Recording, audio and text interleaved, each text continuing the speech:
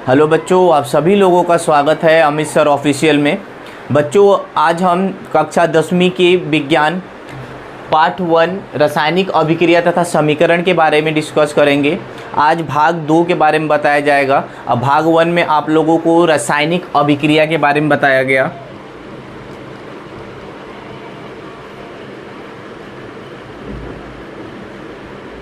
रासायनिक अभिक्रिया के बारे में बताया गया और रासायनिक समीकरण के बारे में बताया गया।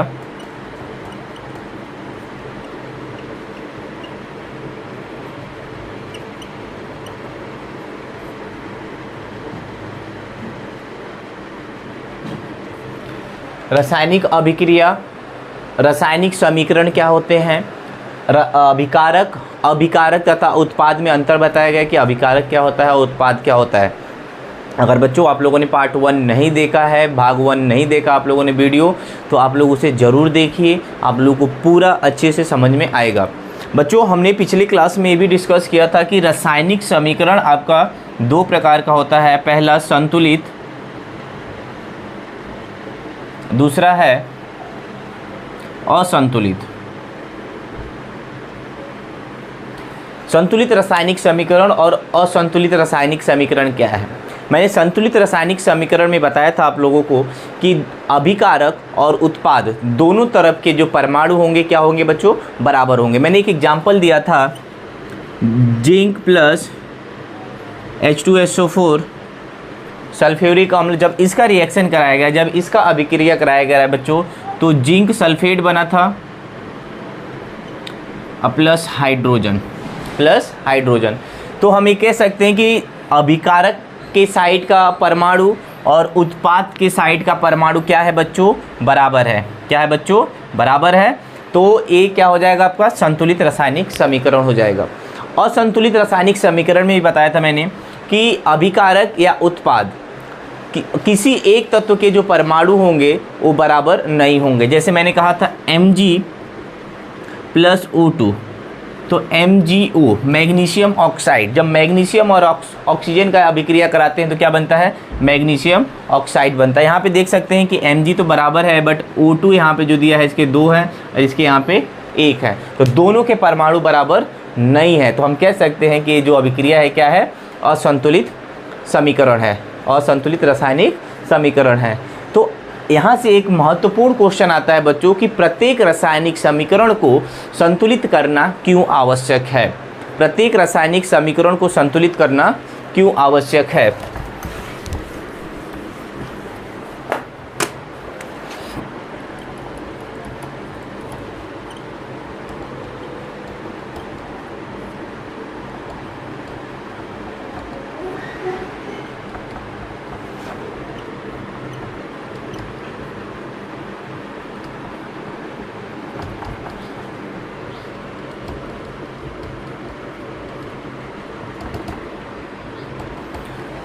प्रत्येक रासायनिक समीकरण को संतुलित करना क्यों आवश्यक है? आपको ये बोर्ड में भी क्वेश्चन पूछ देता है बच्चों 2 मार्क्स का। तो हमने 9वीं क्लास में बच्चों, हमने 9th क्लास में आप लोगों ने पढ़ा होगा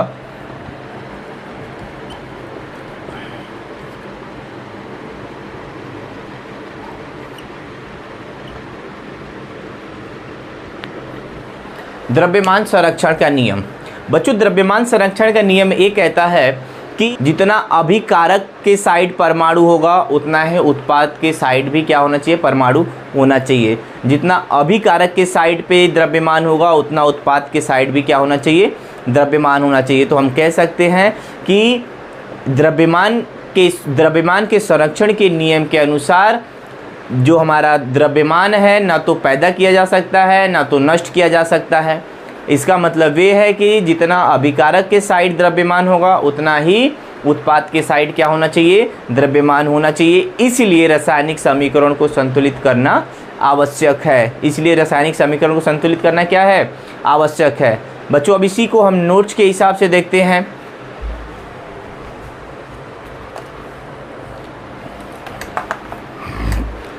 तो बच्चों, जो मैंने अभी बताया ये मैंने आप लोग को लिख दिया है यहाँ पे।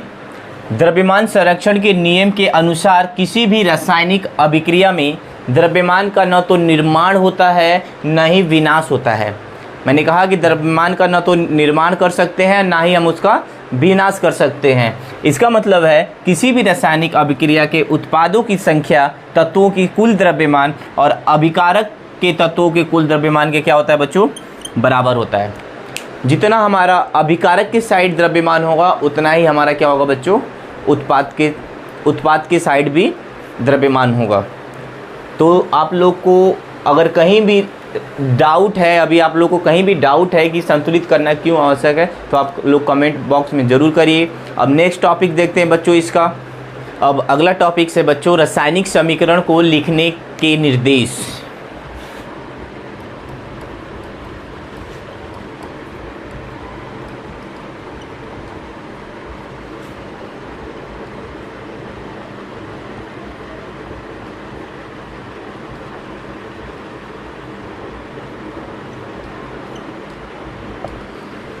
रासायनिक समीकरण को लिखने के निर्देश। तो सबसे पहले बच्चे इसमें जो हमारा पहला स्टेप होता है, पहला स्टेप में हम क्या करते हैं, सबसे पहले हम अभिकारक लिखते हैं। सबसे पहले क्या लिखा जाता है, अभिकारक लिखा जाता है। अभिकारक लिखकर बच्चों हम क्या करते हैं, तीर का निशान लगाते हैं। अभिकारक लिखकर तीर का निशान लगाया जाता है। फिर उसके बाद उत्पाद लिखा जाता है। फिर उसके बाद क्या लिखा जाता है बच्चों, उत्पाद लिखा जाता है। दूसरे स्टेप में हम क्या करेंगे, ध्यान से देखिएगा आप लोग। दूसरे स्टेप में बच्चों हम क्या करेंगे, अगर अभिकारक के तत्व या उत्पाद के तत्व एक या एक से ज़्यादा हैं, अगर अभिकारक के तत्व उत्पाद के तत्व क्या है बच्चों, दोनों साइड एक या एक से ज़्यादा हैं, तो उनके बीच में हम प्लस का साइन लगाएंगे। मान लीजिए कि Mg + O2 MgO 2 लगा दीजिए, यहाँ पे 2 लगा दीजिए। देखिए यहाँ पे अभिकारक की संख्या क्या है, एक या एक से ज़्यादा, तो बीच में क्या लगा देना, आपको प्लस लगा देना है। वैसे अगर उत्पाद के साइड भी अगर एक या एक से ज़्यादा होगा तो हाँ उनके बीच में क्या कर देंगे, प्लस लगाकर हम उसको क्या कर देंगे बच्चों, जोड़ देंगे। दूसरा स्टेप में ये है। तीसरा स्टेप में आपको क्या करना है, तीसरा स्टेप में आपको बच्चों रासायनिक समीकरण को संतुलित करना है। रासायनिक समीकरण को क्या करना है बच्चों, संतुलित करना आवश्यक है। रासायनिक समीकरण को संतुलित करना आवश्यक है। चौथा स्टेप है बच्चों आप लोगों का, ये 3 स्टेप बिल्कुल स्टेप बाय स्टेप करते रहिए बच्चों। अगर आप लोग को पॉइंट नहीं समझ में आ रहा है, मैं बार बार कह रहा हूँ, आप लोग को पॉइंट नहीं समझ में आ रहा है तो आप कमेंट बॉक्स में ज़रूर लिखिए। लेकिन आप लोग को सारे पॉइंट क्या होने चाहिए, बिल्कुल समझ में आने चाहिए। सारे पॉइंट बच्चों आप लोग को क्या होने चाहिए, समझ में आने चाहिए। अगर आपको समझ में नहीं आता है तो बोलिए सर मुझे समझ में नहीं आ रहा है कमेंट बॉक्स में, मैं आप लोग को अगेन समझाने की कोशिश करूँगा, आपको रिप्लाई देने की कोशिश करूँगा कि आप लोग को सारे पॉइंट क्या है बिल्कुल क्लियर हो। एक एक पॉइंट, एक एक जितने भी पॉइंट लिख रहे हैं, एक एक पॉइंट आपको क्या हो बच्चों, बिल्कुल क्लियर हो। एक एक पॉइंट क्या हो, क्लियर हो। तो पहला स्टेप, पहले अभिकारक लिखकर तीर का निशान लगाया जाता है, फिर उत्पाद लिखा जाता है। दूसरे स्टेप में अगर अभिकारक के जो तत्व हैं एक या एक से ज़्यादा हैं या उत्पाद के तत्व एक या एक से ज़्यादा हैं तो उनके बीच में क्या लगाया जाता है बच्चों, प्लस का साइन लगाकर जोड़ दिया जाता है।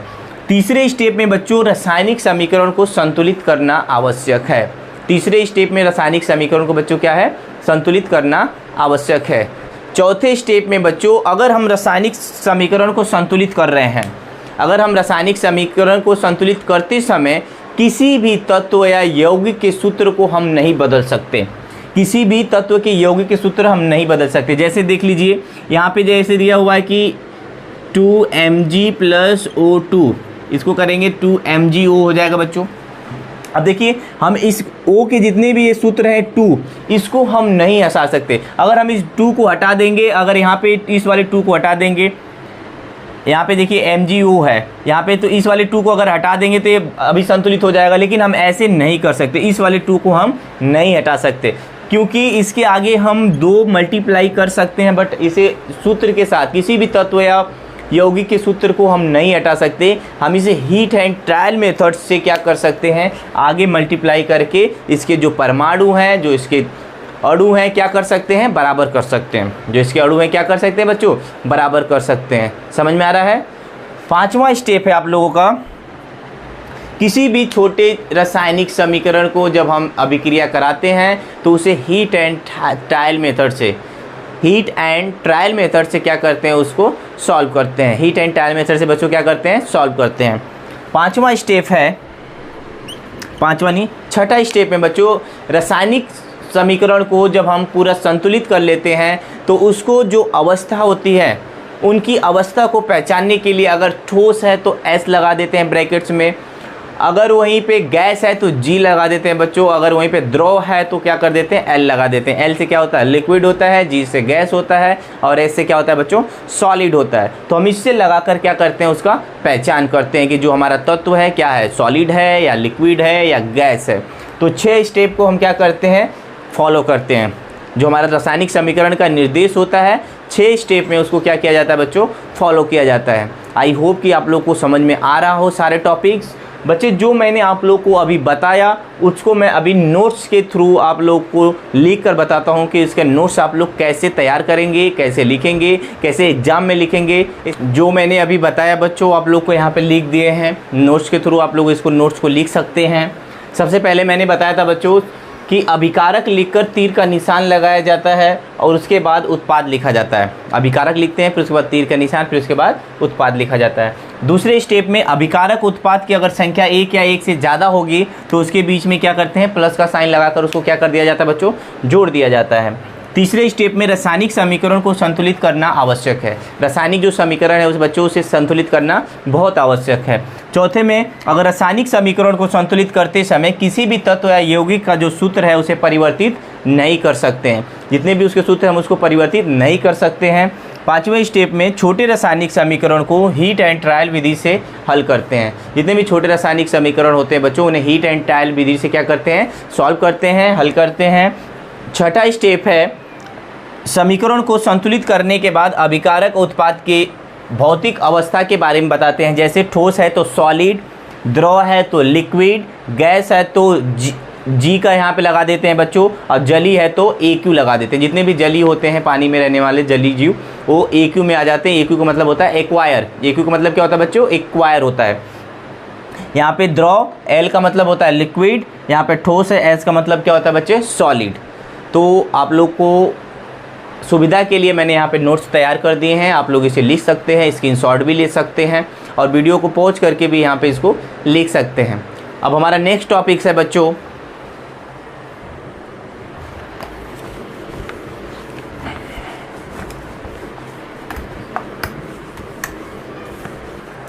अब अगला टॉपिक्स है बच्चों रासायनिक समीकरण की विशेषता। रासायनिक समीकरण की क्या विशेषता है, इसके भी 4 स्टेप हैं बच्चों, 4 स्टेप हम फॉलो करेंगे। सबसे पहला स्टेप में अभिकारक और उत्पाद के बारे में हमें संपूर्ण जानकारी मिलती है। अभिकारक और उत्पाद के बच्चों हमें क्या मिलती है, अभिकारक और उत्पाद के बारे में संपूर्ण जानकारी। जैसे अणुओं की संख्या कितनी है, द्रव्यमान कितना है, इन सभी के बारे में क्या मिलता है बच्चों, हमें जानकारी मिलती है। जैसे देखिए मान लीजिए कि यहाँ पे कार्बन प्लस O2 क्या होता है, CO2 कार्बन डाइऑक्साइड बनता है। कार्बन और ऑक्सीजन, यहाँ पे हमें पता चलता है कि कार्बन के कितने अणु हैं, 1 अणु, कार्बन का 1 अणु और ऑक्सीजन का 1 अणु। कार्बन का 1 अणु बच्चों और ऑक्सीजन का 1 अणु मिलकर कार्बन डाइऑक्साइड का 1 अणु बनाता है। 1 अणु कार्बन डाइऑक्साइड का बनाता है, कार्बन डाइऑक्साइड का 1 अणु बनाता है। तो हमें यहाँ पे पता चल रहा है कि कार्बन का 1 अणु और ऑक्सीजन का 1 अणु जब अभिक्रिया कराया जाता है तो कार्बन डाइऑक्साइड का कितना अणु बनाता है, 1 अणु बनाता है। एक और एग्जांपल देखते हैं बच्चों।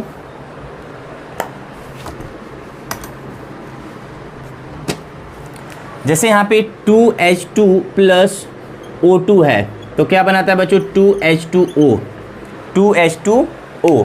तो यहाँ पे देखिए हाइड्रोजन का कितने अणु हैं, 2 अणु हाइड्रोजन के हैं। कितने अणु हैं बच्चों, 2 अणु हाइड्रोजन के, 1 अणु आपका ऑक्सीजन के। तो यहाँ पे 2 अणु जो है जल बनाता है। क्या बनाता है बच्चों, जल बनाता है। तो हाइड्रोजन के 2 अणु, ऑक्सीजन के 1 अणु मिला क्या बना बच्चों, जल बना। क्या बना, जल बना। कितने अणु, 2 अणु। कितने अणु, 2 अणु। तो हमें क्या पता चल रहा है कि अभिकारक और उत्पाद के बारे में संपूर्ण जानकारी प्राप्त होती है। इसकी ये विशेषता है। विशेषता में क्या होती है कि हमें सभी चीज़ों के तत्वों के जानकारी के बाद उसके बारे में पता चलता है। जैसे द्रव्यमान कितना है, अणु की संख्या कितनी है, ये सारी चीज़ हमें क्या होता है, विशेषता में पता चलती है। दूसरा स्टेप है बच्चों, पदार्थों की भौतिक अवस्था के बारे में हमें पता चलता है। पदार्थों की भौतिक अवस्था के बारे में क्या होता है बच्चों, पता चलता है। जैसे अभी मैंने लिखा था 2H2 प्लस O2, जब रिएक्शन कराया गया तो 2H2O बना था। ये हमें अवस्था पता चल रहा है कि हाइड्रोजन क्या है, गैस है। हाइड्रोजन क्या है, इसकी अवस्था हमें पता चल रहा है। ऑक्सीजन क्या है बच्चों, ये भी गैस है, इसकी अवस्था हमें दोनों को पता चल रहा है। और जब रिएक्शन कराया गया, जब अभिक्रिया कराया गया तो क्या बना, लिक्विड बना।